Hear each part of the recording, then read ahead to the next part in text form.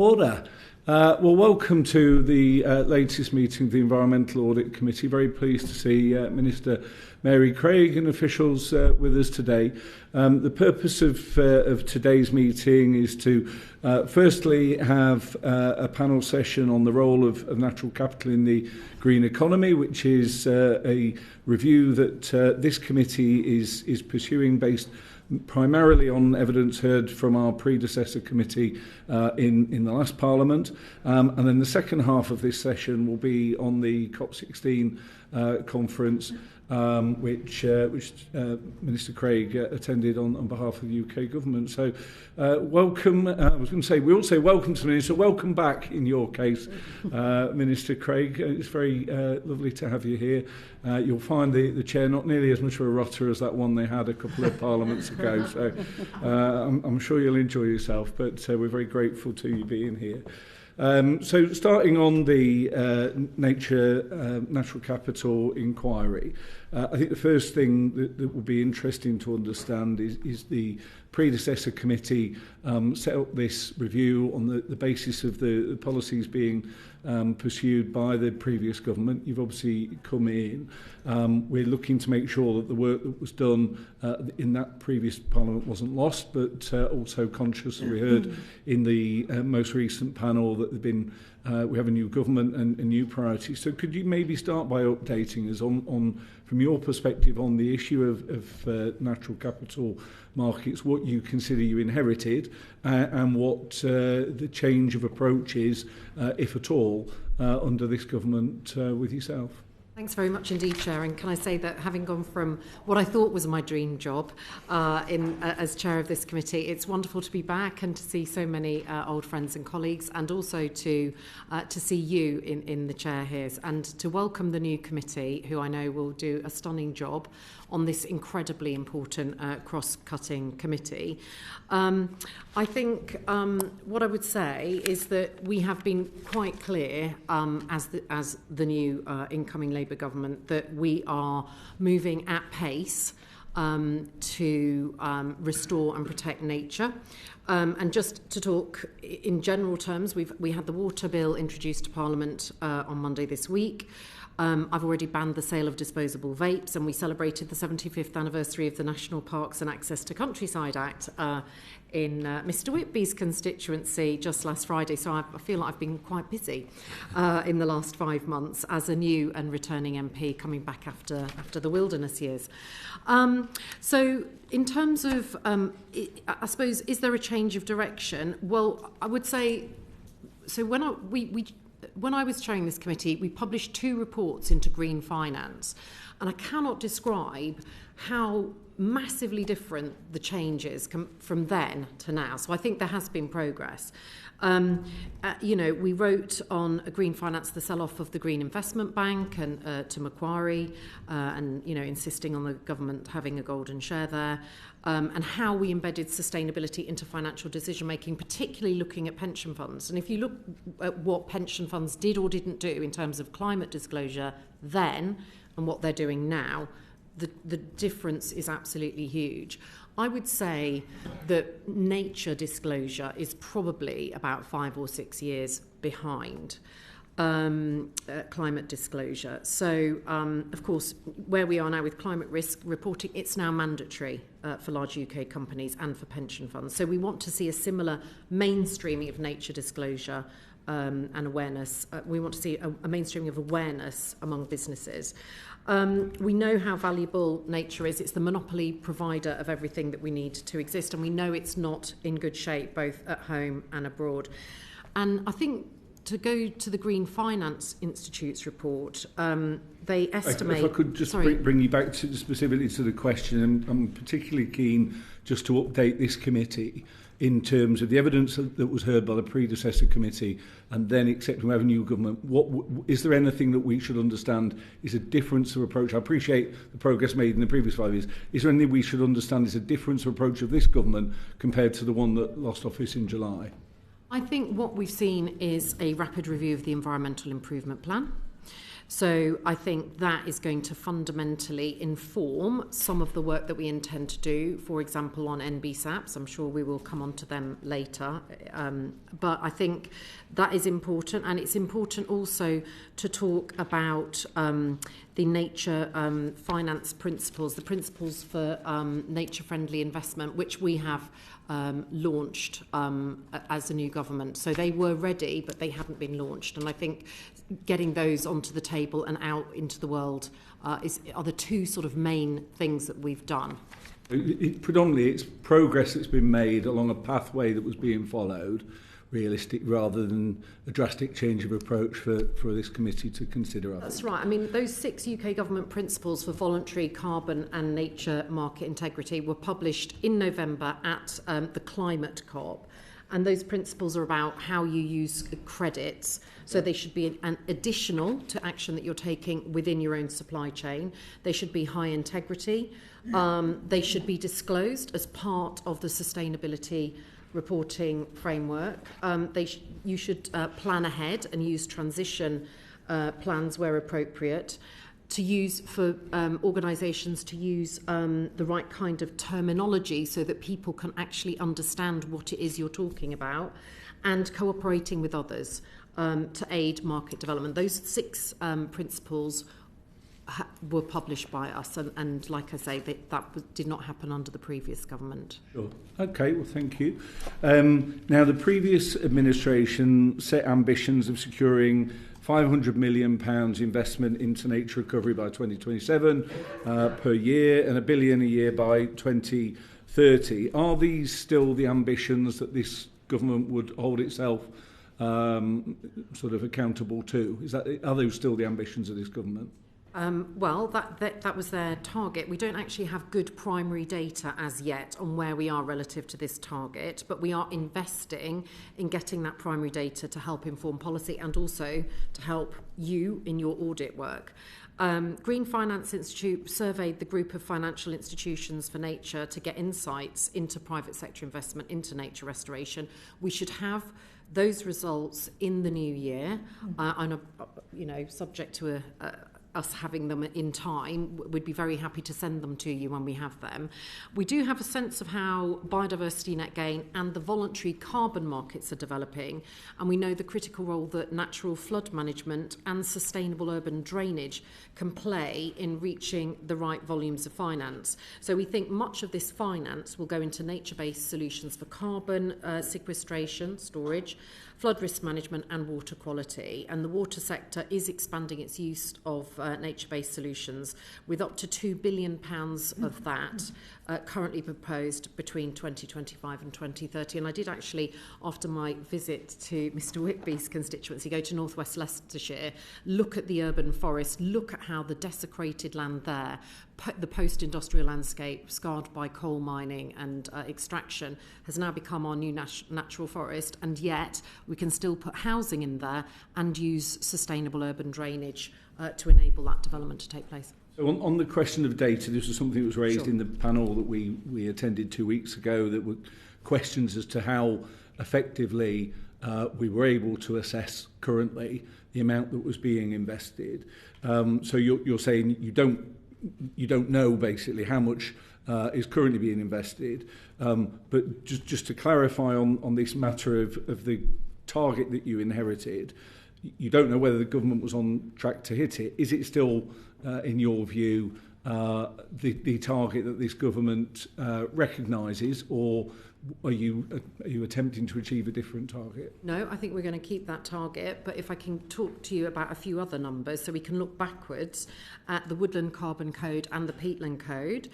Project registrations to the Peatland Code have more than doubled between 2020 and 2024, and over 2,000 projects across the UK were registered under the Woodland Carbon Code by the end of September 2024, covering 84,000 hectares of land.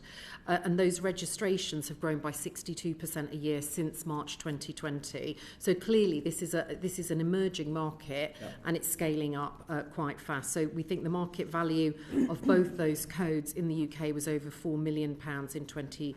22.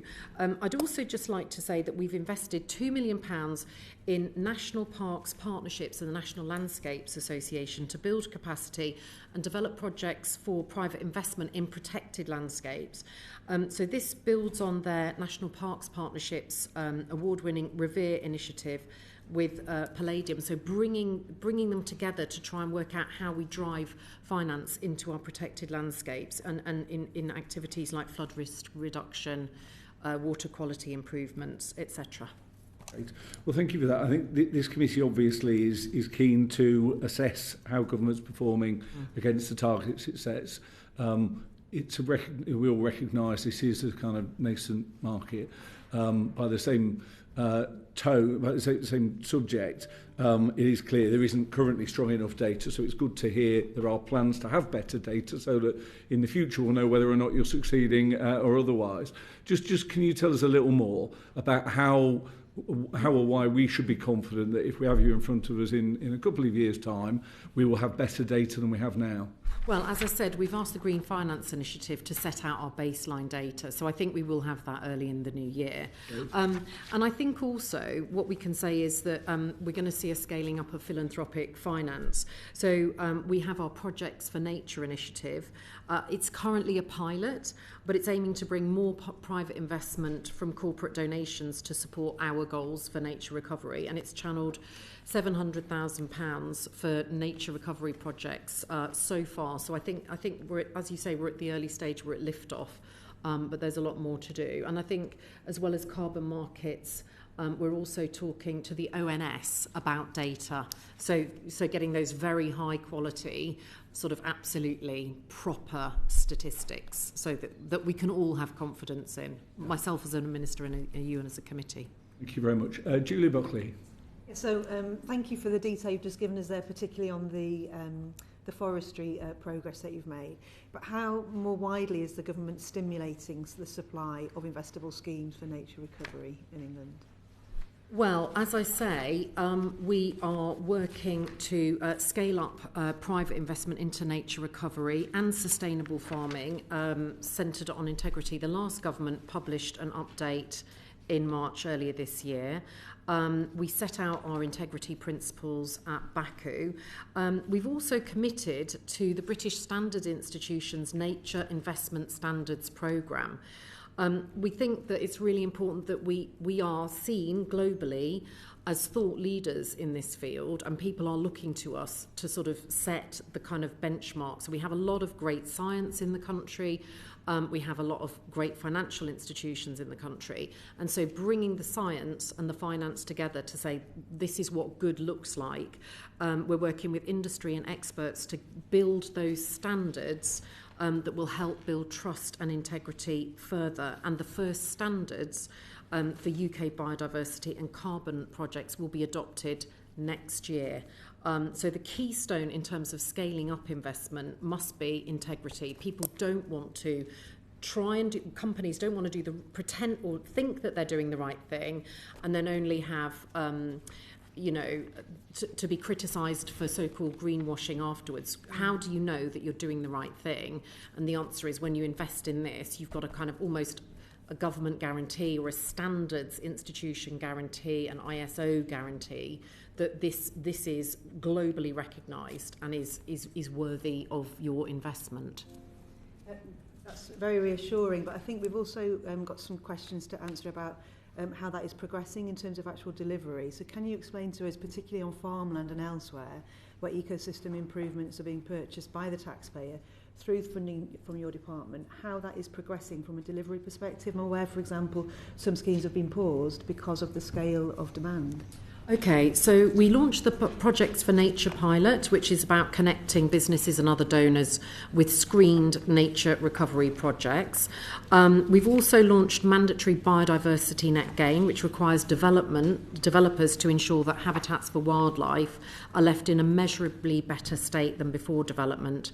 But we've also committed over £100 million to pump prime the growing market for nutrient mitigation credits. So that's where, when there's house building, flooding, and there's going to be effects on water quality, you can do kind of catchment level solutions on that. In terms of farming, first of all, I want to say that we have been clear in the budget that we've got. Are you asking about the countryside stewardships? At the moment, there's a gap between countryside stewardship and SFI. That's right. Schemes were paused, I think, until January because of demand. So. That's right.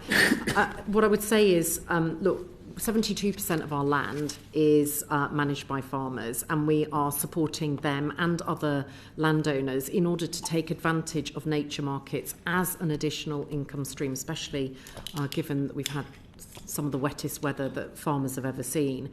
That means we're providing more sustainable farming advice to help raise awareness across more farmers about the opportunities that are opening up.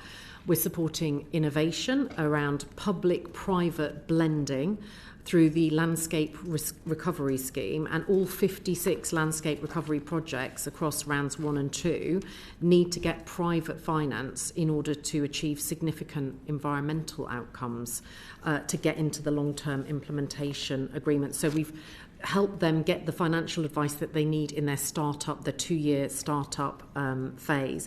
And we've also brought together sort of farmer-led innovation through, I don't know how you pronounce that. I'm going to just say the full thing.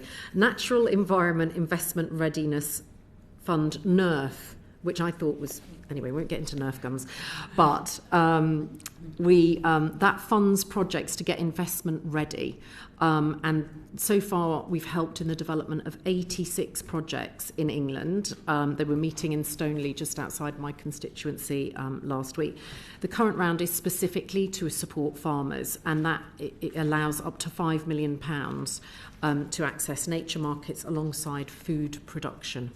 I think that sounds excellent, but you haven't quite answered the question, how you're helping farmers when you've paused the scheme. So if you're talking about the capital grant schemes, we had high demand for some grant items.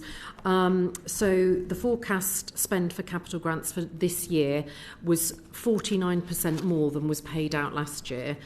So parts of the capital grant scheme have been temporarily closed, so we can prioritise funds for area that will have the greatest benefit, both for food security and nature conservation. But there are 5 other grant schemes that are still open to support higher environmental outcomes. They are the Woodland Tree Health Grants to help protect tree health against plants and pests and diseases. Their capital grant plans and management plans to support the development of new countryside stewardship higher tier agreements, and the protection and infrastructure grants and higher tier capital grants to support delivery of high value environmental benefits such as peat rewetting. Thank you for that. I just want to go back to the first scheme and reiterate, if you want to help scale up, if you want to stimulate demand, and if we all want to help farmers in the current climate, we need to reopen the scheme and we need to meet that demand as soon as possible. And I hope you'll take that message back. If I just move on to my next question, nature recovery schemes require a minimum period of operation before ecosystem benefits can begin to be realised. So we heard evidence from the previous committee where Lord Benyon confirmed that schemes to deliver statutory biodiversity net gain need a commitment of at least 30 years. So has the department assessed whether there are likely to be any impacts on these schemes or other nature schemes on farmland, considering the announcement in the budget on the agricultural property relief? Well, if I can come straight to the agricultural property relief, I think first of all at the budget, the Chancellor clarified, I think very helpfully, that any land used for the delivery of environmental objectives will be included in agricultural property relief, and there was an uncertainty or a lack of clarity around that before that led to an understandable farmer reluctance to go down that route. So the government has committed to that, and that expansion means that things like biodiversity net gain, voluntary nature... When you use the word expansion, they've now brought in a cap of £1 million, and previously that was uncapped, so it's the opposite of an expansion, isn't it?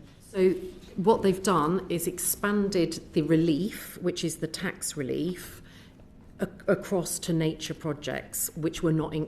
They've brought them into scope.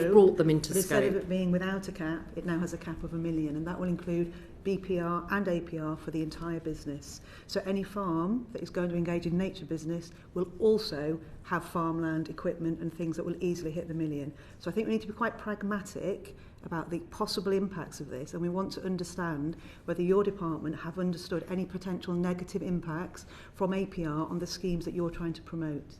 Well, I think what the clarification means is that land taken out of agricultural production permanently for the long term, for an extended period for nature benefits will not lose the tax relief. And before the budget, that was not clear. So it should make it more likely for farmers to want to carry out nature recovery. And it is also potentially a different source of income for them. So we are committed to helping farmers and rural communities and families pass their land on to the next generation. So, as you say, the first full 100% relief from inheritance tax is restricted to the first £1 million of combined agricultural and business property. But we have announced also in the budget £5 billion to help farmers produce food over the next 2 years. The largest amount ever. That's a separate budget. Just want to be absolutely clear. Has your department done any assessment as to whether there will be any negative impacts from the APR onto your schemes? As I said at the beginning, the budget and the clarification that land given over to nature recovery... You understand the scope question, but the total value of investment will still have an impact, won't it? Well, our assessment is that it should give farmers greater confidence to work and engage with nature recovery schemes on their land. Yeah, I'll just bring Chris Hinchcliffe in. Just very briefly, Minister, do you accept that there is an incongruence there, though, between accepting that previous to the expansion of scope that you've mentioned, the potential liability for inheritance tax was potentially disincentivising farmers from investing in the nature recovery schemes that we want them to pursue, and then the decisions that were in the budget that Julia has mentioned around APR and BPR are now moving in the opposite direction and potentially bringing some of these schemes further into scope for IHT? I think the argument would be, I think the counter-argument would be that farmers were disincentivised because any of their land that they put over to nature recovery would not be included. So it was not included in that 100% tax relief. And so now they have clarity, they are included, but at the new 80% rate. The problem is the total liability. 20%. Prior to the change, they had an uncapped APR. So what they did with nature was outside of that. Now their total liability for all their activity is at 1 million, and that includes all their agricultural activity plus anything they choose to do on nature. So it cannot be the case that looking at their global activity, that this will not be an impact. And I would like your department to have a look at that, please, and to feed back to the Treasury. And that's the end of my question. Thank you. Thank you. We will. I'm grateful to you, Minister, for confirming you'll look into that. But we did hear strong evidence in the previous panel that if you're looking for farming businesses to get involved in commitments that are a 30-year commitment, then not being certain whether or not they're going to die in the next 30 years could be quite a sort of disincentive to invest the business down that route, and so we definitely heard evidence that suggested that farmers will be less inclined to get involved in these kind of schemes as a result of that. Now, if the analysis that your department's done is actually it's going to be easier as a result of the budget, that is definitely not the evidence we were hearing. So I think it would be very useful to maybe encourage you to write back to us about whether or not any analysis has been done that suggests that we might be less likely to get these investments in natural capital as a result of those decisions. Okay, I'm very happy to write back to you on that, Chair. I'm grateful. We go to Ellie Chowns, please. Thank you, and I fully echo everything that Julia said there. You referenced the $5 billion over 2 years of farming budget, $2.5 billion a year. In the earlier question that Toby asked, we were talking about much, much smaller numbers. You talked about £4 million being mobilised and so forth. Those are really quite small numbers in comparison to what we need to mobilise. Now, the National Wealth Fund has nearly £28 billion to mobilise. And it's been suggested to us that potentially the remit of the National Wealth Fund could be amended so as to facilitate investment by that government-backed investment fund into these sorts of nature recovery schemes at the scale required, because we really do have to scale up beyond pilots. So can I ask you, Minister, do you think that the National Wealth Fund's current remit and governance arrangements make it difficult to support nature recovery in the UK? Well, I don't think that it's there as an explicit target for the National Wealth Fund, but I think its remit and targets are a matter for Treasury. So I think that's an area where you might want to seek advice from Treasury around that, or give some advice to them on that if you think it should be in scope.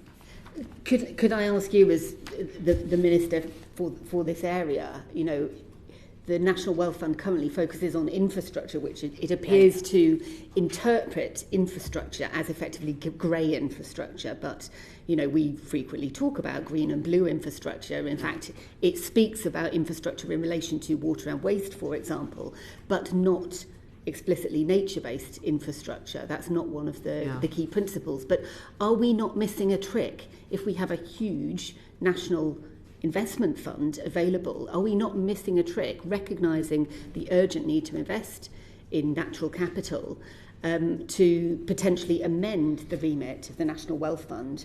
And could I ask, have you discussed this with colleagues with Treasury? And if not, would you take that away to discuss that with Treasury and see what can be done here? Because I'm certain there are, you know, some win-win opportunities here. I know that this is being discussed at the official level, and I'm actually having a meeting with Tulip Sadiq straight after this meeting today. So the UK Investment Bank did include green infrastructure in its investment mandate and had already made several investment in nature markets. So that has already happened in its old iteration. It's rebranded as the National Wealth Fund. It's about mobilising investment at pace to support clean energy and green growth industries. We are feeding into the discussions in Treasury on how that translates into the National Wealth Fund's investment mandate. So, thank you. So there's a little chink, perhaps, a little bit of the door open there. There's a bit of history that we can build on here. Indeed. At the minute, it's not explicitly excluded by the current investment principles, but there is arguably something that needs to be clarified here in terms of the definition of national infrastructure. And would you agree with me that the quality of our natural capital is a key element of national infrastructure? I would indeed. And when you've got a National Wealth Fund with a capitalisation of £28 billion and with an additional 5.8 billion that's going to be committed over this Parliament, it's got a mobilisation ratio, a target mobilisation ratio of every pound that they put in raising £3. So you can see if we're going to invest 6 billion in this Parliament and raise another 18, that is going to be a significant chunk of infrastructure investment. And I would agree with her that certainly, yes. Excellent. Perhaps you could write back to us after your meeting with Tulip Sadiq on the topic. Thank you, I will. Thank you. Right, thank you. Chris Inchliff. Thank you, Chair. So, Minister, some initial statistical questions for you just now. In May 2024, your predecessor told us that a register of biodiversity net gain sites had been established by Natural England to facilitate the purchase of off-site biodiversity net gain credits by developers. Could you tell us how many sites are now on the off-site agreements register, and how many hectares are covered by these sites, and additionally how many off-site biodiversity net gain units developers have bought to date? I can talk. Let me tell you about how many credits they've bought while I get you those. I'm sure they're deep in the weeds of some of these things. So first of all, it became mandatory for major applications on the 12th of February, and it became mandatory for small sites on the 2nd of April. So this is a very early stage policy. Early estimates back in 2021 said that the market could be worth between 134 and 234 million pounds a year. BNG is a pre-commencement condition, so allocating biodiversity units or purchasing credits takes place later in the process. So in a way, the kind of you have to get started before you do the thing. We have got 37 registrations. Look, I knew we would find it. Covering 953 hectares of habitats improvements. Other neutral grassland is by far the most common habitat created with over 500 hectares. But I know that this is we've had some sites in Wakefield affected, which obviously I take a great interest in. So followed by mixed scrub, 132 hectares, lowland meadows, 98 hectares, floodplain wetland mosaic, and CFGM. I think that's grassland mosaic, 39 hectares. Other woodland and broadleaves, 37 hectares, and lowland mixed deciduous woodland, 20 hectares. So if that was all a bit much to digest, we'll write and set it out nice and calmly. Turned the tables on me nicely. I know, it's like, turns out we prepared. Could I ask, as a follow-up then, has your department made an assessment of the number of sites and the area of hectares of units on the Natural England Register that would be required to facilitate the delivery of the government's 1.5 million homes objective over the next 5 years? So, I think, well, can I say a couple of things? First of all, how many units have been bought by developers in lieu of making on-site or off-site net gains of their own? So this is the bit where they were unable to do it on the site. And that's 30 allocations, which is 44 units and 9.9 hectares, so 10 hectares. But one of them was for a site, for a hedgerow in a Wakefield area. So it's basically come off 2 big planning applications. There is a publicly accessible register for off-site units, so I can certainly write to you on the estimation around how that connects into our homes building targets. But again, it's hard to predict the future when, you know, a lot of that will depend on the sites chosen for house building. So I don't think we can say with confidence where it will be. And, you know, sometimes there is a paradox where brownfield sites, which are classified as open mosaic habitat, end up actually having quite a lot of nature importance, particularly in a city setting. And so, you know, we're trying to make sure we don't end up in situations where, you know, we end up with paradoxical outcomes. I suppose just sort of clarifying what my question was whether you're confident that we're headed in the right direction with a number of off-site agreements coming into that scheme to allow developers to buy the off-site credits that they need. Do you feel, I mean, I appreciate that it was difficult to predict, but do you feel like we're roughly headed in the right direction of what's coming forward through that scheme? Well, when I came into post, I was quite sceptical about biodiversity net gain, and I feel like I've had a very rich and rapid education in it. And so what I would say is it is a tool to unlock investment in housing and to unlock some of the sort of site-specific planning objections that can sometimes block housing. It is very early days, but we are currently reviewing how it is working, and that is under active review to see if it's working in the way in which we intended it to, or whether we need to do more. Thank you. Are you any less a sceptic now that you've I am. more? I'm much less sceptical. So yeah, progress has been made. Always good to see a convert. Sarah Gibson. Thank you very much. It's always nice to see that people spend more time in politics and become less sceptical. I think it's encouraging. So it kind of leads on to my question, which is to do with how well do you think the government is supporting local authorities to deliver their on-site biodiversity net gain agreements with developers?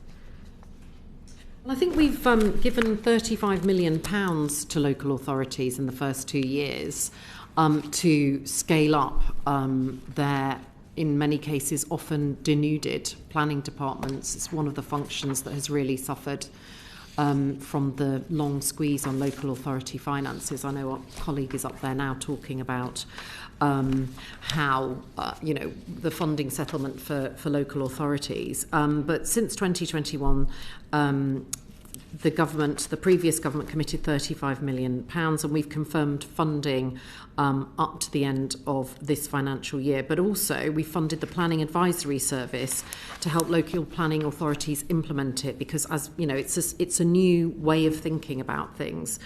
The plan or cost for monitoring and reporting on biodiversity is secured through the planning agreement, so that the planners will have ongoing visibility of how the BNG is performing. And LURA, the Levelling Up and Regeneration Act, made BNG more robust by preventing developers from circumventing BNG by clearing habitats prior to submitting a planning application or survey. So obviously that's a sort of perverse outcome that we want to avoid. So the metric tool incentivises the avoidance of impacts and says, try not to do that thing, and encourage the retention and enhancement of what is there, and particularly of the most valuable habitats. But for creation of those habitats, risk multipliers do account for the difficulty and time needed for creating those habitats. And just on the BNG, it was one of the things, and I know several members on this committee did attend the Cali Biodiversity COP. It was one of the things that is seen internationally where the world can learn, and where this is literally we are the seedbed for this type of new thinking. So in that case, what sort of progress do you think has been established in the publicly accessible register of on-site biodiversity net gains with local authorities? And just while we're thinking about that part of it, sort of what impact do you think of the plans for devolution in changing the scales that some of these local authorities will have on the local authorities' ability to produce these publicly accessible registers? I don't know. I might ask officials to come in there while I have a think about that. I mean, I don't know that we've thought about devolution. Do you have anything to say on BNG? Just to follow up on your question, so obviously Natural England holds the register, and that's where all of the off-site... That's off-site. Yeah, are you talking about the on-site? Yes. So this is obviously held within the plans themselves.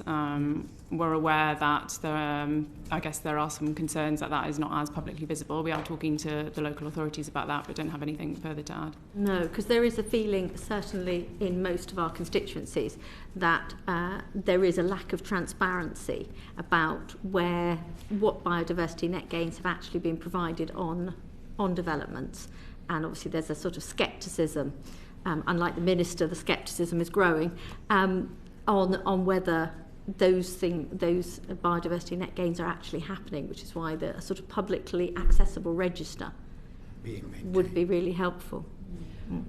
I mean, we're going to have Natural England publishing a policy evaluation report next year, and that is going to look at the process to understand the extent to which the policy is being implemented effectively. It's going to look at the impact to understand whether it's achieving its stated outcomes on nature, planning and people, to your point about do the local community have an understanding and an oversight, and to look at value for money. So to evaluate, is it a cost-effective means of delivering biodiversity net gain? So I think we'll all need to wait for that, but I do think we don't want to get to... we need to make sure that BNG units, the ones that are provided either on or off-site, are protected from allegations of greenwash, and we do want to have public confidence in this mechanism, because that's how we will build our homes alongside nature. And I think visiting northwest Leicestershire last Friday and seeing homes being built in a national forest, I think people there are very clear about where the nature is, where the sustainable urban drainage is. And actually the paradox there is that the developer was able, because it's in a national forest and it's kind of constantly being built, and so a third of every planning application in that national forest area, by long-standing agreement, is sort of given over to nature on a kind of a sort of almost on like an agreement basis. And so then you can start getting into, oh, by the way, we don't have a bike path down to the canal to go fishing. And so that becomes part of the Section 106 as well. So developers very, very keen to build in and alongside nature, because that's what people value and want. I was going to say, that sounds like an idyllic situation, and perhaps not one that seems very familiar to me in my constituency of Chippenham, I must confess. But I think the on-site biodiversity net gains is something that people facing a planning application as local residents are keen to see happen, whereas the off-site biodiversity net gain is much less tangible, and therefore they feel that they're getting the houses, somebody else is getting the nature. That's not often an outcome that they're very keen on. No. I've certainly had that issue locally. And just one quick other follow-up question is, in terms of developer engagement with local authorities, how effective do you think the changes to the NPPF that have recently come through are going to help and encourage developers to engage with our local authorities on this issue? So just on the register, there is a publicly accessible register for off-site units. So it's about making sure that people are aware of like how to access that. Yes, as I said, I think it's the on-site that is the biggest issue, because if you have a large development in your area around your town, and your town is being donutted by development, then you would like to see that biodiversity net gain, however much you care about the planet. You might also care about your local area, and you'd like to see some of that biodiversity net gain within your area and accessible to your children. So therefore, somebody buying it on the other side of the country, or even the other side of the county, isn't really the way to encourage residents to feel that they get buy-in or they get say in what's happening. So I think the off-site can be a little... makes sense to us, probably. It doesn't make sense to local residents very much. The vast majority of BNG has happened on site. There's only been 2 planning applications where it's happened off site, and I've asked about them, and one of them is in Wakefield, and it's a building of a warehouse. So, I think what maybe we're uncovering is that local people don't know where the BNG has happened in their local area, or perhaps they got planning permission before BNG was mandatory, but we don't intend to mandate registration of on-site gains on the register, because this would duplicate the information that the local planning authorities already hold. So in theory, once the planning application has been granted, it should be absolutely clear from the planning documents where BNG is happening, if it is happening at a local level. It should be clear as part of that process. And on my question on the improvements to the National Planning Policy Framework, do you think that's going to encourage, do you think there's enough in there to encourage developers to properly engage in this? I think so. I think there is. We have a huge housing crisis. We know that we have to crack on with building homes. The developers, we know that we take far too long to build homes in this country, and I think some of the proposals in there are about making sure that rules around nutrient neutrality and biodiversity net gain are seen as enablers rather than blockers of achieving those goals. Thank you. Do you want to say? Just that we've had some really good stakeholder engagements in September, and we're working very closely with MHELG and Natural England on precisely the issues that you're talking through. And actually, just on BNG, I think the committee touched on this previously, but obviously the metric and the policy very much is to incentivise on-site as much as possible, that mitigation hierarchy, precisely, I think, speaking to the points that you were raising. And then also with the development of local nature recovery strategies, you can target within that to then help again with the allocation of those biodiversity units. So as much as possible, BNG has got baked in, trying to keep it as close to the development as possible. So off-site really is the sort of not last resort. Last resort. Yeah. Well, we as government are the last resort in terms of ensuring that those house building can go ahead. And as the Minister referenced, we've actually had 6 hot off the press, 6 units has been sold to us as the government, and we're just working through next steps on that. Thank you. I mean, just on that question, that we did hear evidence in the previous panel that there are many local authorities that it's considered don't have the ecologists working for them to actually make sure that developers fulfil the commitments that they make, particularly to off-site. Is that something that's on your radar? Because obviously the local authority responsibility is not in your department, the BNG is. What steps are being taken? I appreciate you said, well, the previous government gave this £35 million.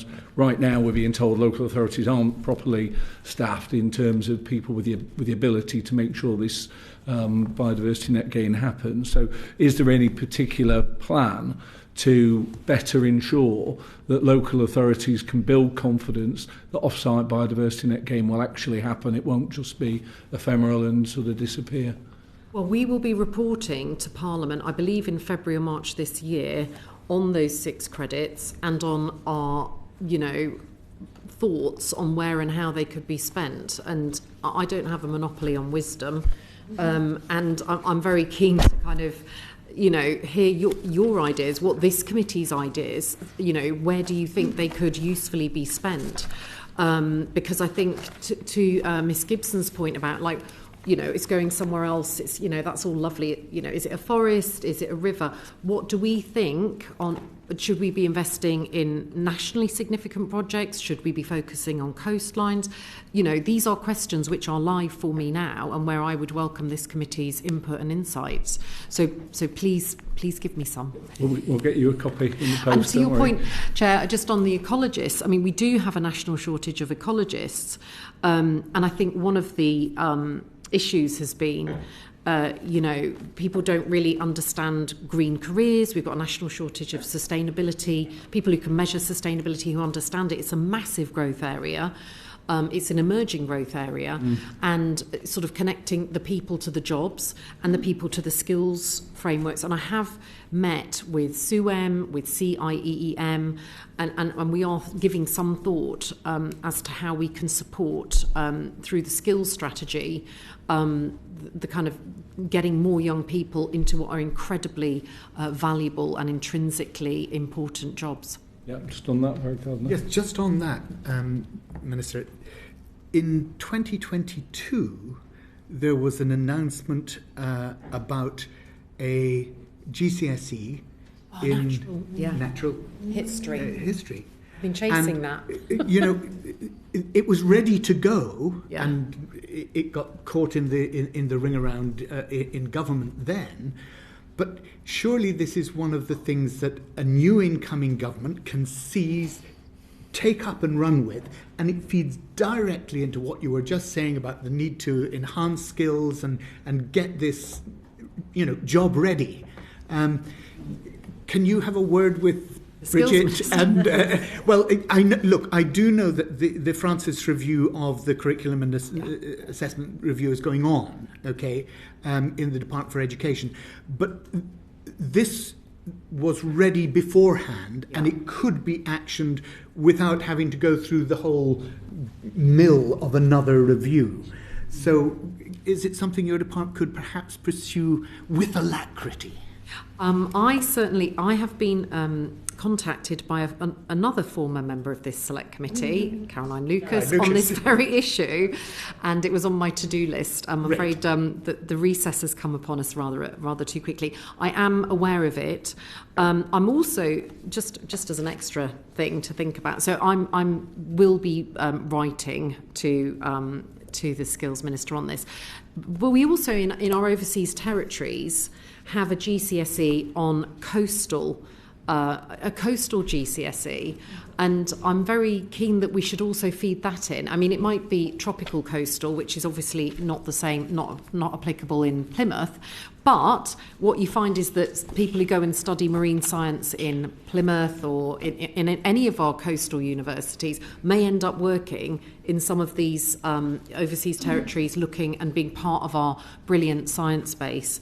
So that's St Helena that has done that. So actually it's not a tropical GCSE, it's quite a cold Atlantic GCSE. The support that it had at the time was very widespread, across education institutes, universities, trade unions, local authorities, and crucially amongst young people. Yeah. They want this. this is something that they really do want to see as a career path, and if we can get that in place, it'd be brilliant. Yeah, we've lost sort of plants, haven't we, from the kind of, it's now biology, human biology, not really plant biology, so totally take that on board.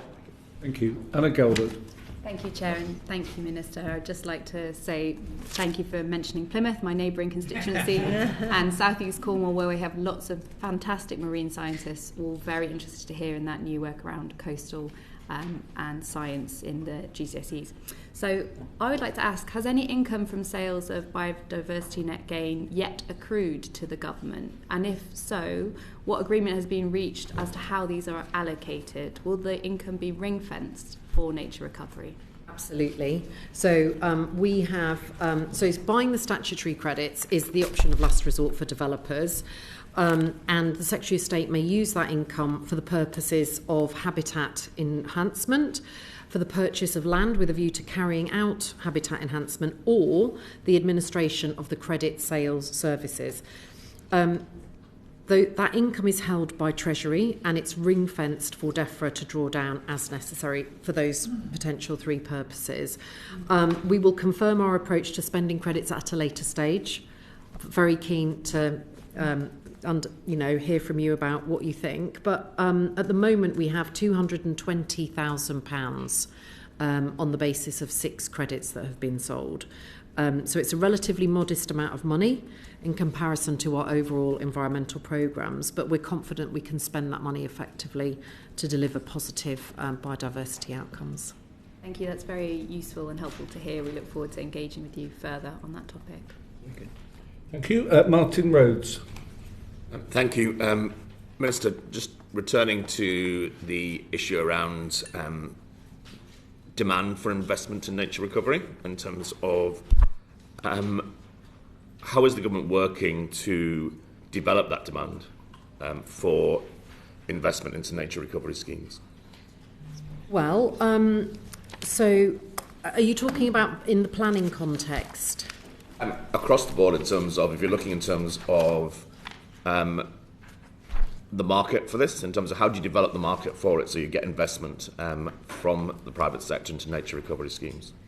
So I mentioned as some of the things we're doing to address the integrity of nature markets, to set standards for nature markets, to ensure that there can be a good supply of projects from farmers and landowners, to generate ecosystem services credits to those markets. The last bit of that equation is the demand side.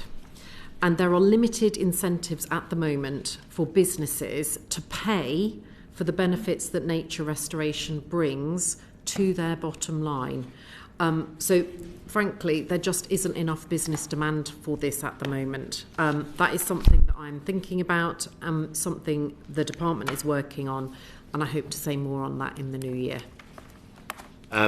Which closes off my next question, which was going to be how could, because of the limited incentives, what could be done? So what you're saying is there is something more to be done, but you can come back to the committee about in terms of when that announcement is made. So something we haven't talked about is so we've talked about setting out the principles, so guiding those who want to be early adopters, and there are about 2 or 3 businesses. So the BBC, I think, has adopted them. TNFD. Oh, that's TNFD. That's a separate thing.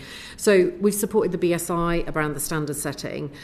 We've also launched the International Panel on Biodiversity Credits Framework with the former French Finance Minister Sylvie Goulard. In Cali, Colombia, and it was co-chaired by Britain and France. So we had Dame Amelia Fawcett, who is the chair of Kew Gardens, and Sylvie Goulard. And I think what they were trying to do there in that, this international panel was to basically send signals to business about, what can we learn from from the carbon markets to make nature markets more secure and give businesses more confidence and to avoid the greenwashing. So it's very much about using supply chains to do that activity. and not making them tradable commodities. So they're not fungible assets. They're not things that can be bought and sold. It's stuff that you do as a business in your own supply chain, so you have a really clear line of sight. It's not here's some money, go and plant some forest in a different country where we don't know what the outcomes will be. And in terms of general principles, then, in terms of what do you see as the balance of the relationship between, on the one hand, private investment, and the other hand, government, in terms of what's the balance between that, in terms of the relationship between the two? Well, I think what we have to do to protect and restore nature, whether it's nationally or internationally, is to make sure that every pound works really hard. And, you know, we know in terms of every pound invested in climate has a sort of 20% benefit for nature. Every pound invested in nature gives you an 80% of those pounds give you something for the climate. So my argument would be, you know, I wouldn't argue against investing in climate, but what I would say is, how do we make our climate investment deliver more for nature? And I think that is really key. And also, I mean, at the international level, how do we match up the plan that we have to recover nature with the adaptation plan, which I know this committee will be reviewing when it comes out as part of its remit, and link that up to the Committee on Climate Change's plan, because at the moment it's like climate's over here, adaptation is a sort of subsection of that, and nature's over here. And in a way, we need to bring that trinity of investment much closer together and get the investments that government and the private sector are making much more aligned, and trying to align those financial flows in a nature positive direction. Thank you. Thank you very much. Barry Gardner. Sounded like a bid for a Department for Sustainable Development there, Minister. How wonderful that would be. Look, I wanted to pick up on what you said to the Chair at the beginning about when you were talking about TCFD, the Task Force on Climate-Related Financial Disclosures, and you said you wanted to see the Task Force for Nature-Related Financial Disclosures similarly mainstreamed, I think was the word that you used. Now, I think it was back in February of this year when we were looking at this as a committee, the government's green finance strategy at the time had what I thought was quite an extraordinary thing in it. It said, government does not wish to place undue burdens onto companies whose size or scale makes the disclosure of taxonomy-related information unreasonable. Therefore, proposals will be developed with proportionality in mind. And it then said that basically after the taxonomy had been finalised, companies would be expected to report voluntarily against it for a period of 2 years before you would consult on whether to make it mandatory. In other words, this is in the long grass and we don't have to worry about it. Please tell me you're going to bring this into the very short grass, and that in the first quarter of next year, which I believe is when the ISSB stuff is actually coming to the fore, we can actually see this fast-tracked. So look, TNFD, we are big supporters of, and I met the co-chair of TNFD, David Creagh, just last week. We are going to consult on how to adopt, on how the UK intends to adopt the International Sustainability Standards Board standards, ISSB. So ISSB is basically taking all the voluntary standards in this space that lots of companies have developed in 2 different systems over decades, as you know. So PSI is very clear that there's a vacuum that everyone's rushed to fill, and actually it's not created the standards that we want. So this international congregation of it and facilitating that certainty about certification, enforcement and how that happens is really important. I agree, and I think because what you need is an international framework within which this happens. Otherwise we're just doing the right thing and then, you know, everyone else can be... Right, that's the trap I wanted to see if you'd fall into. Oh dear, have I fallen into it? Because I'm joking, of course. It's quite possible, I think. Our Environment Act, Yeah. okay, has very clear targets in it. Those targets are completely, not completely different. Many of those targets are different from the targets in the Global Biodiversity Framework. And what I'm really interested in is how are you going to get real alignment between the targets that we have set in statute, great that happened, but that are now different from the Global Biodiversity Framework, which we've all signed up to at COP15, and that we've taken forward at Cali, and that we're trying to implement. Because unless we get alignment between the national statutory framework and the international treaty framework, businesses are going to say, I don't know, you want me to do this, and then you want me to do that, and I don't know what I'm supposed to do. Okay, well, can I start by finishing off with the TNFD and the green taxonomy, because I was in one headspace and now we're in a different headspace. So the first thing is, so this is about transparency, consistency and reducing burdens actually for cross-border companies. We've also said that ESG ratings providers will be regulated once legislation is agreed and the FCA has developed its policy and associated rules. So who judges the judges, I think is important. Ratings related to environment, including nature, will be regulated for the first time, those ratings. So I think that's about having a robust and credible assessment about what companies are doing and how they are performing. And also in terms of driving the investment that Mr. Rhodes was asking me about, in terms of people saying, well, this company is a sort of AAA for nature. We have a live consultation on green taxonomy, which is gathering views on the merits of launching a green taxonomy as part of a wider sustainable finance framework.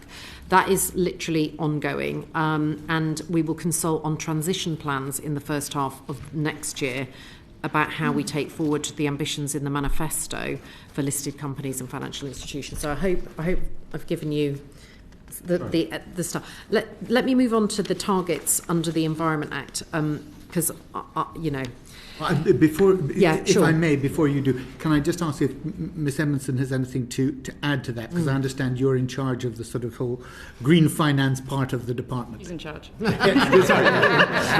Of course. Ministers decide. Yes.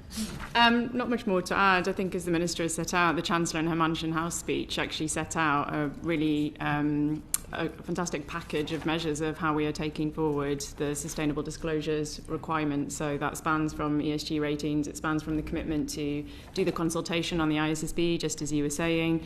The ISSB have already said that they will develop a nature standard next, which is really positive news. And, we envisage the TNFD recommendations being docked into that ISSB process. Timescale? For the ISSB? For the TNFD being docked into it. That would be for the ISSB to be able to come back on. My understanding is it's 12 to 18 months, but I'd need to double check on the timings of that. But I think that is all positive. We're trying to converge here rather than, as the Minister was saying, there's been so many different standards being developed that has actually just caused more confusion than clarity. So the more we can coalesce around that, the better. So I found some answers to the previous question as well, but maybe I'm a bit worried that I'm going all over the place. So we do have 60 companies that are voluntarily choosing now to adopt TNFD, and I think that's important. Just to say also, Greensphere Capital is aiming to invest up to 100 million in commercialising and scaling up research in biodiversity, botanical and fungal science, forestry, agriculture and habitat restoration, and they're working with Q and other commercial partners. And just back to Mr. Rhodes' question, big pools of capital like pension funds are beginning to turn to nature. So the London Local Government Pension Scheme, and I was very interested, I read this in the paper, but we've found out more from it, have set up a collective investment vehicle to manage its assets, and it's allocated £175 million 3/4 of that, 74%, is going into sustainable forestry, 17% is going into sustainable agriculture, and the rest is going to be invested in carbon credits. So clearly we're starting to see large pension funds starting to move into this space, and I'm sure many more will follow, and that's about managing, protecting and restoring ecosystems. So yes, so I'll come on to that. Just in terms of the GBF targets, it's right that the global and the international targets are different.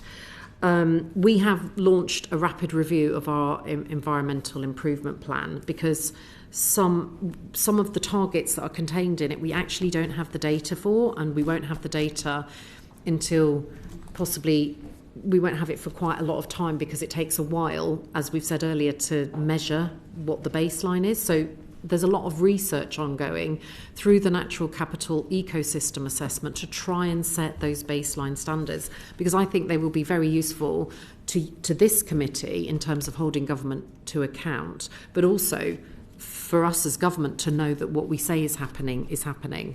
I'm a great believer in audit. And so the context, our UK context is very different from the international one.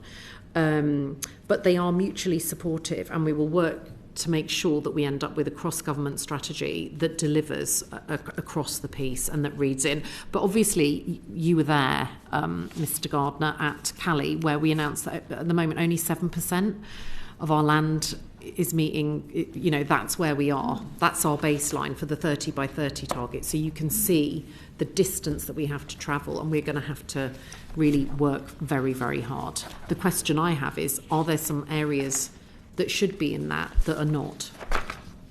And it's also about effective protection, effective enforcement. Yeah. Exactly. Thanks. Thank you, Chair. Thank you. Blake Stevenson. Thank you, Chair. Actually, Minister, you've touched on multinationals already, so it was a nice bridge into this. So nature recovery schemes in England are quite limited compared with other countries where they've got multinationals involved to invest. So how can nature recovery investment opportunities in England be scaled up, in your view? Well, I think it's about increasing demand, isn't it? And it's about somewhere about between giving farmers and landowners the confidence that this is activity that they can have confidence in doing. It's about making sure the people who are purchasing that, whether it's house builders or pension funds or wherever, that this is a genuine, sustainable and nature improving scheme. I think one of the, nature can come back in amazing ways, where,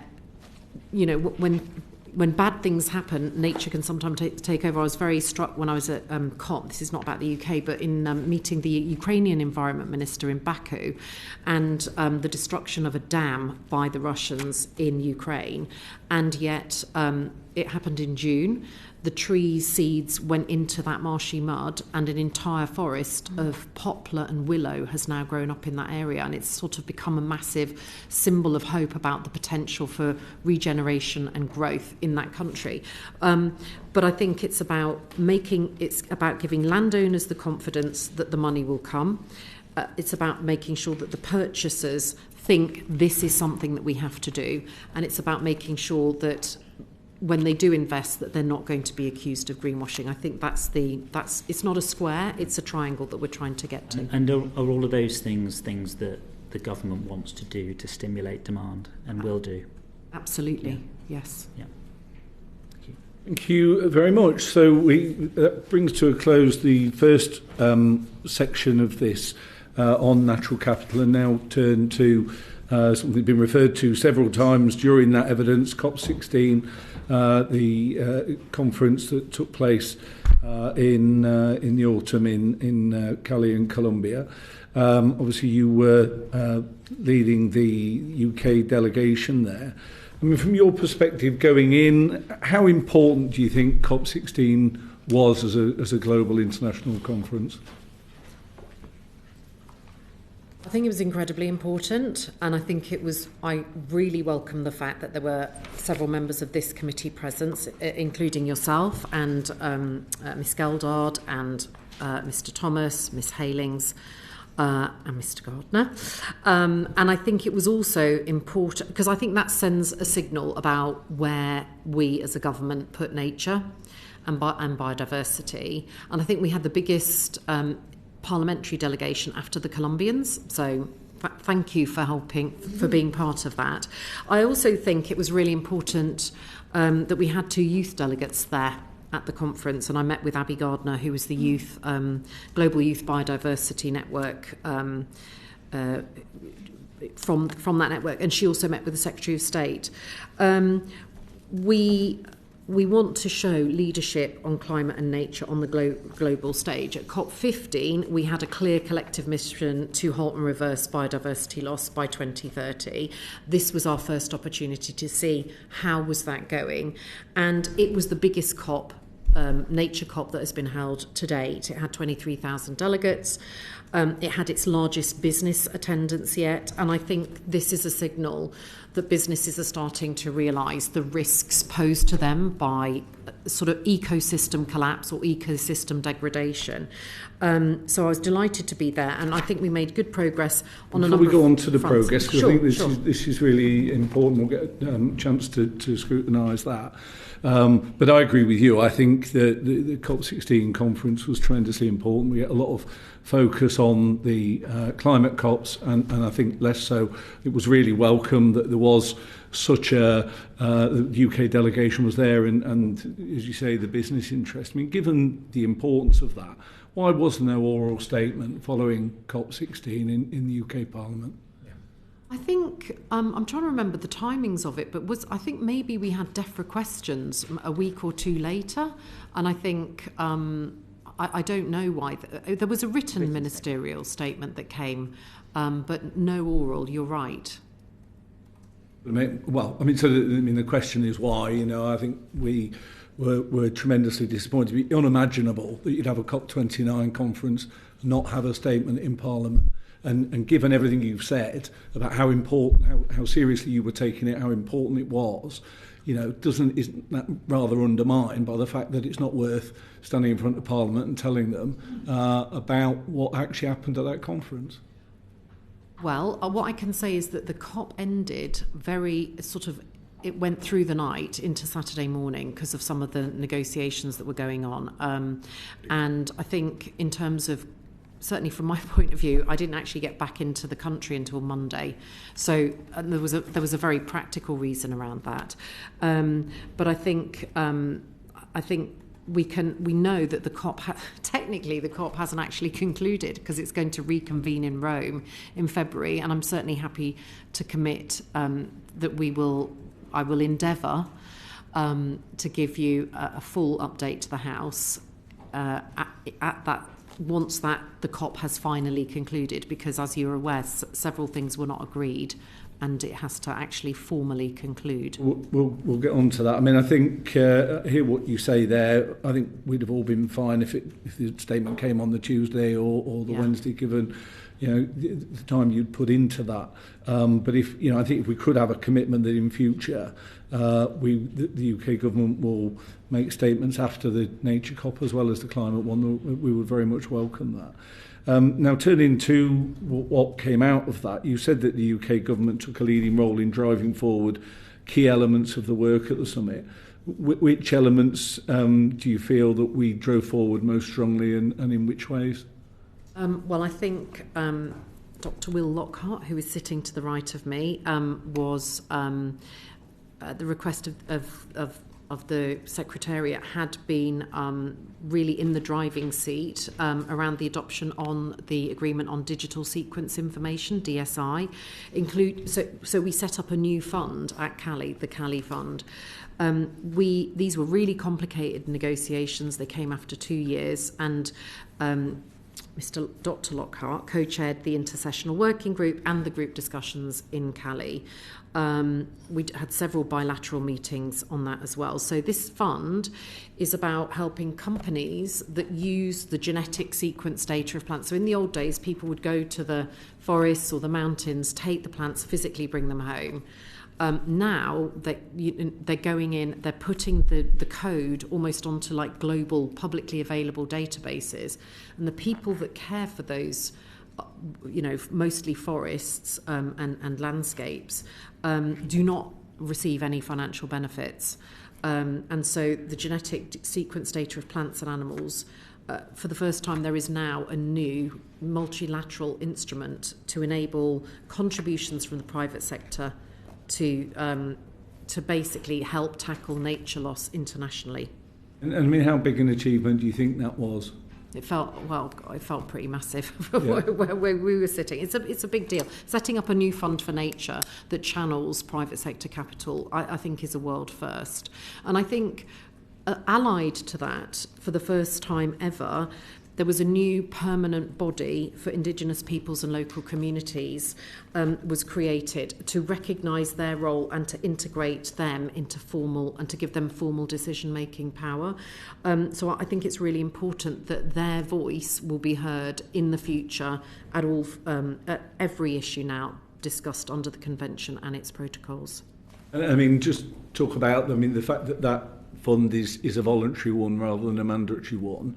I mean, was that because you couldn't get agreement on a mandatory one? Was it because you thought that this was the right approach? Can you just sort of expand upon why that was where we ended up? Well, I think we need to look now at the modalities of how that fund will be set up and established. So we obviously have to wait for the COP to conclude, but we are thinking about how we can take it forward.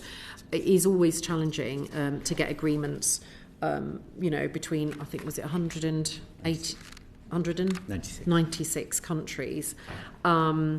And we are going to be, can I say another thing that happened there? So the other thing that we did was launch an updated biodiversity finance dashboard to track progress against the finance targets, because I think one of the things that was very clear for me is countries were saying, well, you say all this money is flowing in, we don't see it, we don't feel it, where is it? And so actually having a sort of transparency metric to say this is where the money is, and we think we are going to achieve the targets that were set out. So we announced our own financial contributions as well, £45 million to the Global Biodiversity Framework Fund, which was the single largest contribution, which was announced at that, and £20 million to the Legacy Landscape Funds in order to support delivery of the global 30 by 30 target. So I think we are going to be looking at how we operationalise the DSI fund, and we hope to say more on that in the new year. And just on that question, I'm sure that you answered the question about why it was voluntary and what the UK government's role was on that. Perhaps I can ask Dr. Lockhart too. He was in the thick of it all, so perhaps I can ask him to respond. Well, you felt quite in the thick of it too, Minister. I'd be reluctant to sort of stray into the space that concludes that because it's not mandatory, it wasn't as full as a success as it could be. The UN doesn't have the ability to create kind of mandatory, legally binding things, in such straightforward a way. You can create, obviously, conventions, treaties, protocols. Even then, what has to happen is that countries go away and decide whether or not to become party to them, and that, often requires legislation. So think about the BBNJ agreement, for instance. But there wasn't global appetite ever to create a treaty process in order to, share benefits from the use of digital sequence information. That simply hasn't been on the cards for the 6 years or so that this has been floating around. So what you have is this really interesting decision that basically says businesses should pay, and then it recognises that in order to require businesses to pay, governments will need to go away and do things. And so there's sort of a two-stage process, which is quite, innovative and complex from a sort of a legal order question. The whole decision's kind of interesting and complex, but it's not quite as straightforward as a mandatory versus voluntary. And because it's voluntary, it's not quite as tough. It's just a little more grey than that, I think. And you referred to Rome in February. Who wouldn't want to be in Rome in February? But can you just tell us what you see as the work that needs to be done between now and February to kind of bridge the gap between, if you like, where we are now and where you hope we'll be when COP concludes? Well, I think we were disappointed that agreements weren't concluded on mobilising quality and accessible nature finance, nor on agreeing the final details of the monitoring, reporting and review framework. There was a big agenda. The meeting became in about 7:45 Cali time on Saturday morning. I think even on the outstanding issues, we did make some good progress. We were close to a resolution on the decision relating to monitoring and review of collective progress. The technical negotiations on resource mobilisation demonstrated trust. I think that's a really important part to say. And there was significant progress made towards reaching an agreement on the financial part. And since the budget wasn't adopted, but it has since been adopted since then by what's called the silence procedure, which I understand means it was agreed virtually and nobody objected. So the Secretariat can carry on because, of course, they need us, the member states, to agree their budget. What will we do at COP 16.2? I think it will be done at official level.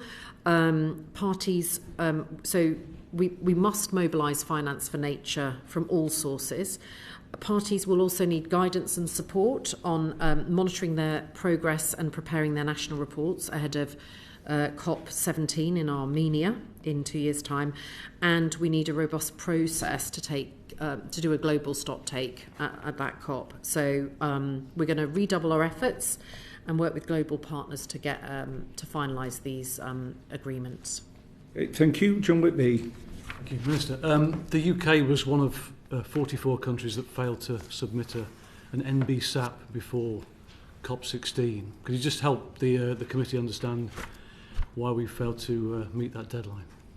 Well, okay. So the 4 nations of the UK and our overseas territories and Crown dependencies have been working collaboratively to produce a UK-wide NBSAP, and we did submit our national targets to the convention on the 1st of August, which commit us to meeting all 23 of the GBF targets at home. And that contribution was part of the first global assessment of progress, but we have to do more. We are going to publish the NBSAP in due course, and we have been meeting. I met with the St Helena Environment Minister, Christine Scipio, at the Baku Climate COP, and I also met in London the Gibraltar Environment Minister, Professor John Cortes, and we welcomed representatives from Turks and Caicos to the UK delegation in Cali. We've been working across government to ensure that the NBSAP and the UK national targets have a whole of government approach. So the Environmental Improvement Plan is a major part of our contribution to that NBSAP. We're doing a rapid review of the EIP. We will publish a summary of key findings early in 2025, followed by publication of the revised EIP later in 2025. And that review is mandated under the Environment Act. And would due course be therefore before the next COP in Rome? Oh no. I was thinking in Armenia in 2 years' time. It's like definitely be before then. Before Rome, I cannot say. And how will the NBSAP deliver the national targets pledged by the UK? Well, I think we're going to have a new statutory plan to protect and restore our natural environment, and we'll have delivery information to help meet each of those Environment Act targets. And we're working with civil society and business and local government in order to do that. That will be a significant that will play its part in framing how we will meet our domestic and international targets to significantly improve the natural environment in England. And we're really working to speed up publication of the MBSAP. Yes, the key biodiversity strategies will be drawn from our review and revision of the EIP. Thank you. Chris Hinchliffe. Thank you, Chair. A similar line of questioning now, Minister. During COP16, DEFRA published a 30 by 30 strategy for land in England. Full guidance, as I understand it, will be published in 2025 according to the strategy. When in 2025 can we expect that guidance to be issued? We've set out that at least 7% of England's land has already met that criteria. We're going to confirm with you the key delivery levers, like how are we going to do that, and set out the pathways to meeting this targets and our action plan. We hope to finalise and publish that, this strategy next year. And at sea, because of course 30 by 30 is land and sea, we have 181 marine protected areas, including 3 highly protected marine areas across 35,000 square miles, 40% of English waters. At the UK level, so obviously they include MPAs in our overseas territories, and that's actually where the big ones are, the Weddell Sea, South Sandwich Islands. In the UK, we have MPAs covering 38% of our seas, so exceeding the marine coverage aspect of the 30 by 30 target. But the priority that I have is to ensure those areas are properly protected. Okay, you've touched on lots of things there that relate to my follow-up questions. Sorry. That's all right. So on the point you've just made around 30 by 30 at sea, I was going to ask why only for land and not for sea. Is your position then that with the marine protected areas we already have, we're already above 30 by 30 at sea? It's a matter of making sure that's properly protected, properly implemented. The area, as it were, is already covered. I would say yes. The question is, what are the protections within them? And given that I think 94% of the UK's biodiversity is in our overseas territories, the overseas territory work is very important in terms of those protections are incredibly important. But yes, it's about making sure we have proper protections within those MPAs. And there has been a lot of research to work out what is in the sea. I think a previous report done by this committee under a previous chair did a deep dive in MPAs and had some criticisms of them. Okay, thank you. And you've again touched on the point about the importance of liaising with other parts, other administrations. Could you tell us a little bit more about how you're working with the devolved administrations on plans to deliver 30 by 30, both on land and at sea? So we had a stakeholder event on the UK's NBSAP, and it was hosted by JNCC, our Joint Nature Conservation Committee, with participation from the 4 UK nations in November 2023. So that has happened. And we are working with civil society, business and local government in the review of the environmental improvement plan. So it's about trying to co-create these things and not just government sort of producing them, but actually co-creating them. Thank you. And so just circling back then, my final question relating to the 30 by 30 strategy for land in England. Could you tell us a bit more about what the process will be to implement that strategy, particularly given that we don't currently have a land use framework in place? Well, we've got a new strategic cross-sector stakeholder strategic advisory group set up to ensure DEFRA sectors can collaborate with DEFRA on key strategic questions and co-create that EIP revision. So we are trying to sort of bring other people in, but it is dependent on the EIP and, as you rightly say, Mr. Hinchliffe, on the land use framework, which I believe is going to be published early in the new year. It will be a 12-week consultation, and it's about the shared vision for land use in the in England, and that will inform the publication of a land use framework later in 2025. Brilliant. Thank you very much. I'm going to be very cheeky now and just ask one further follow-up question. Does early next year, does that mean Q1? Will we be as lucky as that? I hope so. Okay. Thank you very much, Chair. I'm going to go on a diet early in the new year too, so might do it at the same time. Barry Gardner.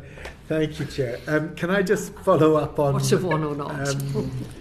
Follow up on the 30 by 30, first of all, that Mr. Hinchcliffe was referring to, because I recently tabled some written parliamentary questions about the MMO looking at our MPAs, our marine protected areas, and asked when stage 3 and 4 of that would be completed to look at bottom trawling and dredging in those areas.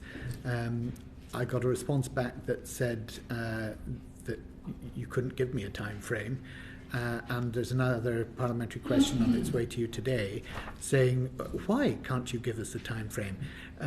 So it is about enforcement. It is not, and this is the criticism that when you were chairing the committee, Minister, you made of exactly what was going on with the government at that time. So I mean, I'm not pushing you on anything that you don't fundamentally agree with here, but we really do need to have a time frame for this, because the destruction that is going on in what we are calling marine protected areas is disgraceful, and it undermines our international credibility if we can't even sort out our own backyard.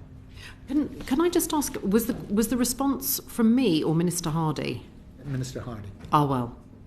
I was thinking, because I hadn't seen the question, I was genuinely thinking about, did I answer that? Because I don't remember, I had no memory of that. That doesn't mean it didn't happen.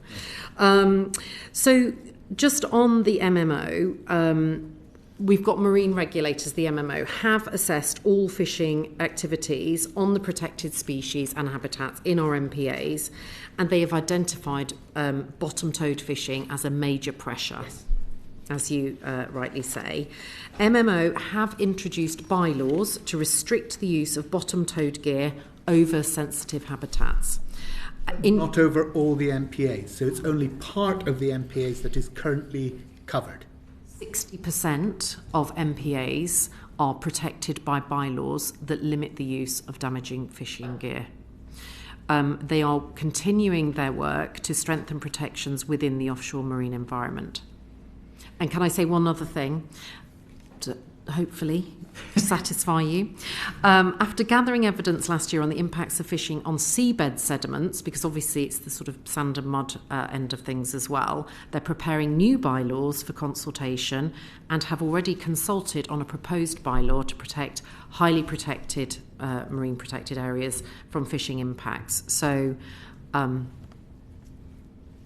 maybe there will be further progress in the new year. Minister, I understand your position. You've given me a statement of what is happening and what is currently the state of play. I think we all recognise that we need to properly protect marine protected areas, and that by dragging a trawl net across the bottom of these areas, we are not protecting them. It is like going into a rainforest with a bulldozer and just crashing the whole thing down. These are sensitive areas. That's why we've called them marine protected areas, and we really need to start protecting them.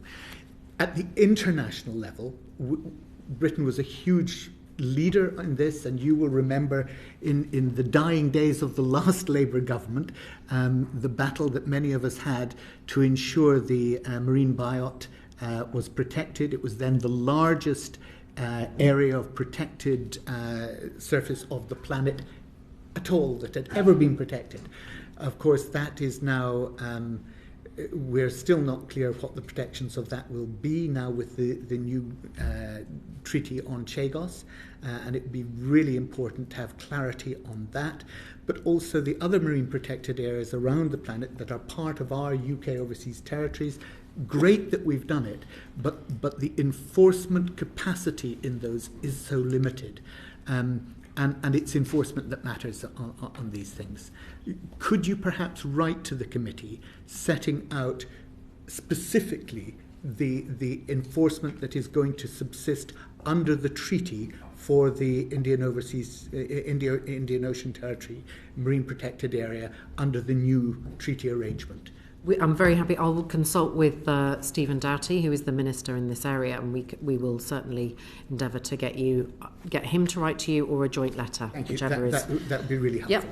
Yep. Look, sort of moving on, I wanted to come back to DSI and Dr. Lockhart.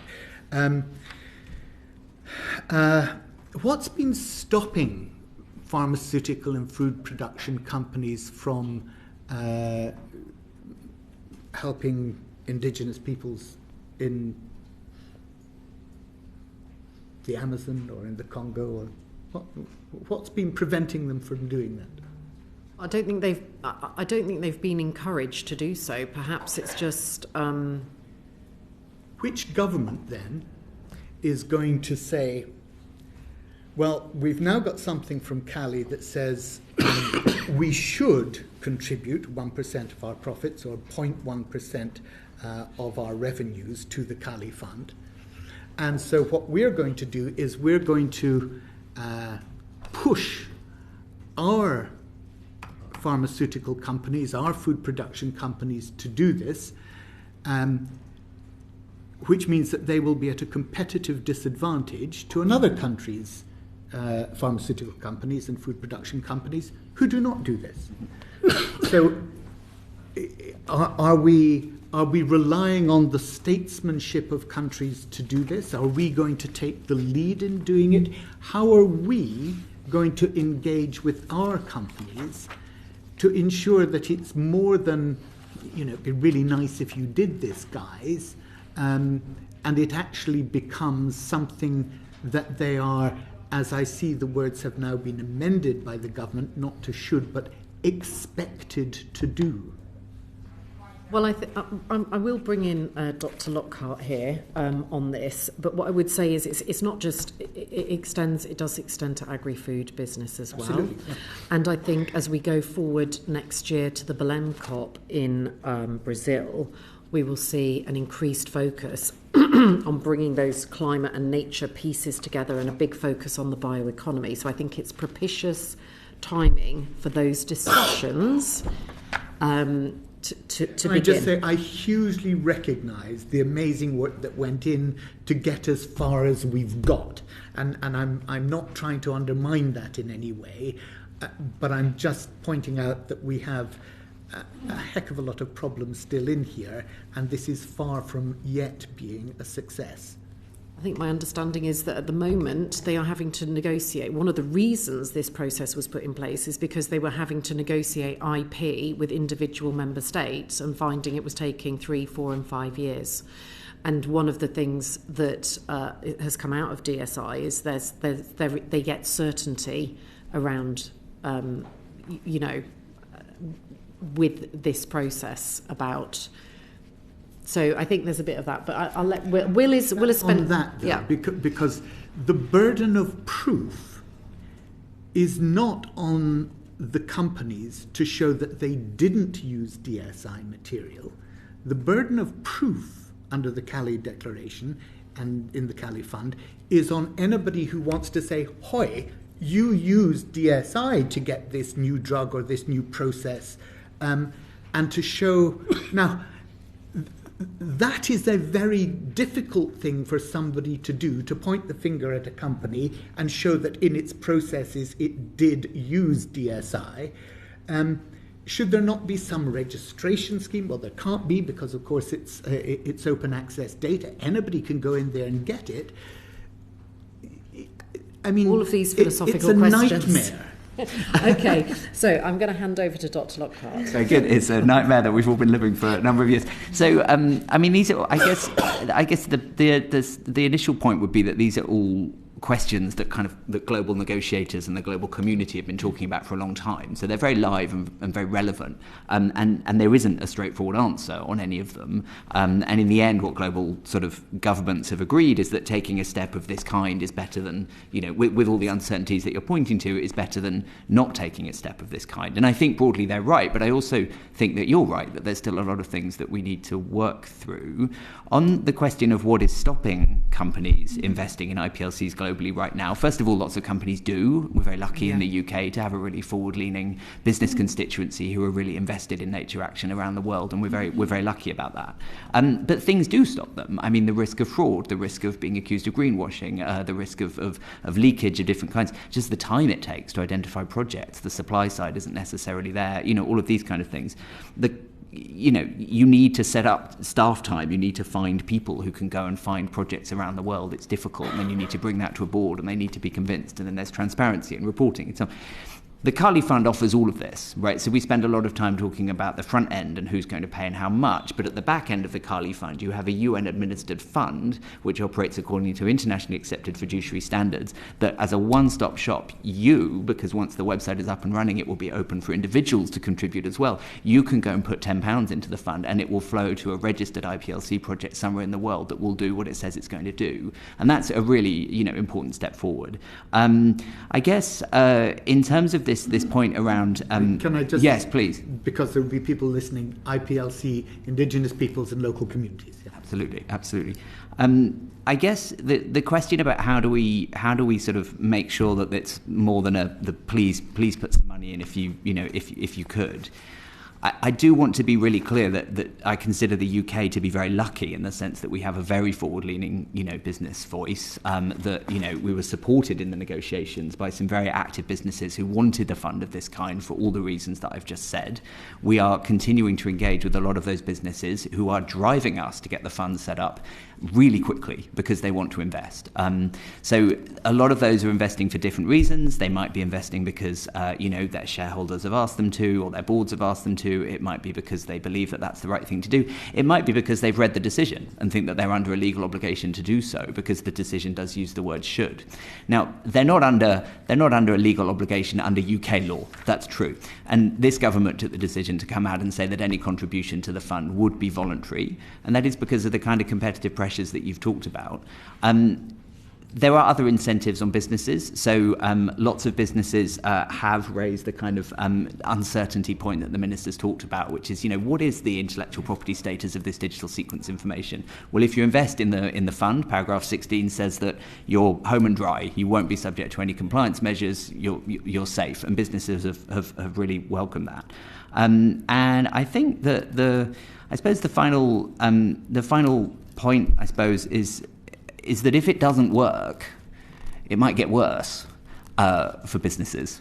And they're very live to that, right? And I'm not using that as any kind of a threat, because I've been very clear about the incredibly positive role that UK businesses have played throughout this process, and that, that is the single message I hope to land with you all. But globally, if money doesn't flow through this thing, there will be a lot of pressure from 180 other governments to make it harder and make it more expensive. And so I think it is incumbent on those people who do use DSI, by which I mean those countries and governments that benefit from the industrial base that brings, that we work to make this a success. One final short question here, and that is about if a company chooses to say, well, we will use the 0.1% of profit rather than the 1% of turnover. We know from bitter experience that companies are able to use vertical integration to manipulate the profit that they show. Are there any measures that you have in order to combat that? Yeah. It depends on what you mean by measures, and I'm very conscious that we have a whole hinterland of HMRC sort of experts who want me to tread very carefully here.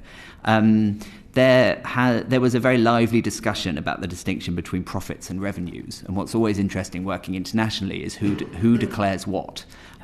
Because actually in the UK context, and where they declare it. So in the UK context, it's relatively common to declare profits of some kind. It's perhaps less common to declare revenues, and then there's questions about what's massaged and what isn't. It's different globally. The way that the decision has landed, and this was partially thanks to the UK negotiating team who sat sort of opposite me, if you like, is that we've got both in there. And there is also a process for looking at those numbers and trying to work out whether those are the right numbers for the kind of goods and services that businesses are buying. So we do, as a UK government, have ways of sort of finding out that information. Whether we're going to use that in any kind of way, I think, depends on the longer run approach to implementing the decision domestically, which, as you've already said, at this point is voluntary. So I don't think we'll need to use that information. If a company wants to say, we are the first donor to the Cali Fund, who's saying, okay, well, let's see what your profit actually is, or let's see what your turnover actually is, and let's calculate whether you've made the correct donation into the fund? Who's doing that? At this point, civil society. Thanks so much. Thank you. Anna Goldard. Thank you, Chair. And it's really important that we discuss the interlinked nature and climate crises. And very good to hear that the UK was at the forefront of bringing nature to the forefront of the climate agenda at COP19. How did the UK get nature firmly on the agenda, and how successful were these efforts? Well, COP16 didn't happen in isolation, so we had a triple COP year, and I must say I do feel for people who attended all three. So we had the UNFCCC taking place in Baku, Azerbaijan, and then we had the desertification COP meeting in Riyadh, Saudi Arabia, which has just concluded, as I'm sure you're aware. So great to see that you, Mr Gardner and Miss Halings, attended COP29. I think as we look at, I think the COP29, I think, was really interesting because it opened the door. So there was an agreement on biodiversity and climate at COP16. So the Cali COP said we need to talk about climate. And it opens the door to a joint work programme between the three Rio conventions. I think there's a sort of feeling that the climate convention has become massive. They're all part of they're called the Rio Trio. I learned, I didn't know this beforehand. So the Rio Trio were climate, biodiversity and desertification, but in this country, we don't talk about desertification at all, but it has massive implications for food security and where people live in the global south. So we've got to look at the triple planetary crisis of nature loss, climate change and drought, and keeping those together. There's a move to look at how we put the NBSAPs, which is the biodiversity piece, the NDCs, which is what we're going to do to tackle climate change, and national adaptation plans, which is how are we going to adapt to a changing climate, all in the same place, and bring those three things together. So conceptually, instead of saying having a siloed approach, and often government mirrors and mimics those silos, to try and bring them all together. So we need to align the finance, and I think we need to promote collaboration and coherence as we continue to tackle these challenges. I just want to say also we have, and I think we've just announced that we're going to host IBPES 12. Now IBPES is the UNFCCC, so it's like the panel of nature scientists, and we're going to host that in the UK, and we're going to have a really ambitious parallel programme to bring together parliamentarians, business, academia, to maximise the outcomes on that. So I think bringing the global biodiversity science community to this country next year, 26? January 2026. January 26. So it's in a year's time, so in 13 months' time. I think, we are the Centre for Green Finance. We have globally really important scientific institutions. So I think trying to bring that all together, I'm really pleased that we are able to announce that. That's really good to hear, and I wanted to bring your attention to a publication of a report yesterday, the International Intergovernmental Science Policy Platform on Biodiversity and Ecosystem Services Nexus report, which emphasised these interlinked areas that we've been discussing of climate and biodiversity. You've outlined some really good progress and areas of bringing that two streams together. There's obviously a lot more that we can do, and is there anything further that the department's doing to integrate the government's work, particularly on biodiversity and climate, as we look to close the session? Not so much on that, but it would be remiss if we were to conclude without mentioning the Intergovernmental Negotiating Committee in Busan, which is trying to conclude the Global Plastic Pollution Treaty.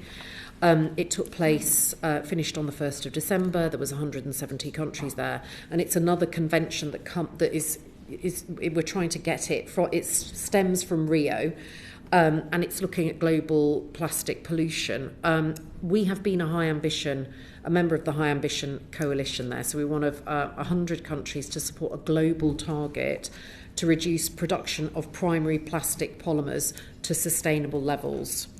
And we're going to work alongside our partners in that High Ambition Coalition to reach an ambitious agreement at the resumed session next year. I don't think it's been announced like where it's happening or when, but we do have new text, and we are joining with 80 other countries to have an ambitious agreement on that. Does that include the kind of PFAS chemicals element of leakage from plastics? So often these. There is no script in here for this, so I'm just doing this from memory. They're all going to get nervous now. Bit, very interested with the connections, as we were saying, these 3 different areas, and obviously with plastics being such a huge part of not just the pollution that catches animals, but the chemicals that comes out of it. There's a lot of work here in the UK that the government's leading on, so anything you want to say on that would be very useful. Well, what we know is the ocean is under pressure from acidification, from warming, and from the accumulation of persistent organic pollutants, which have been found in everything from plankton to polar bears.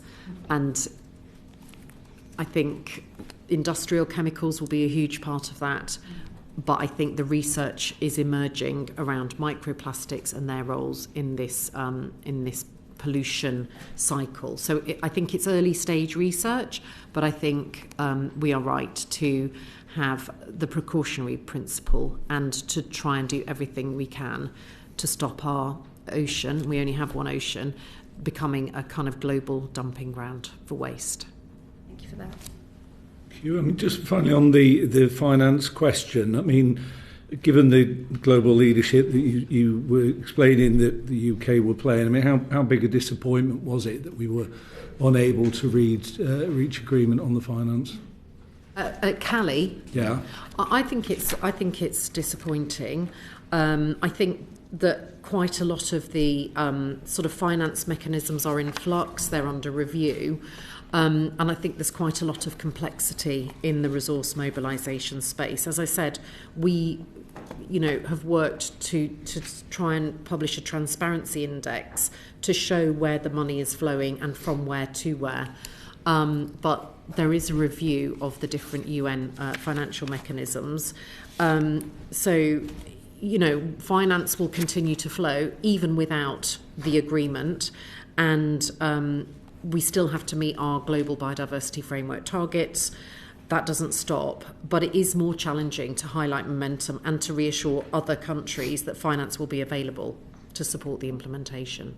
We are supporting them with sort of technical support to help them with their NBSAPs and their science targets as well. So we were really delighted to be supported by Creagh, who were present in Colombia, who've done amazing work in Colombia, one of the most biodiverse countries, megadiverse countries on the planet.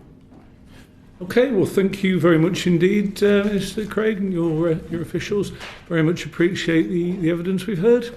It's been a joy, Chair. Thank you very much, and can I wish you all a very Merry Christmas. Thank you. Order.